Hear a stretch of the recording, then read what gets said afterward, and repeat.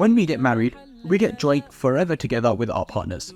However, at the same time, what actually can be quite valuable in a marriage is having your own alone time. Each partner, while they should invest themselves fully into their relationship, should not lose their own separate identity. And this means that you should have time for your own hobbies. You should have time to go out with your own friends.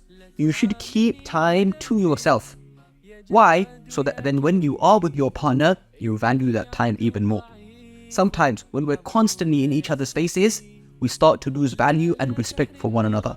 And so a simple solution to this is take some time apart. In a day, have some time where you're alone.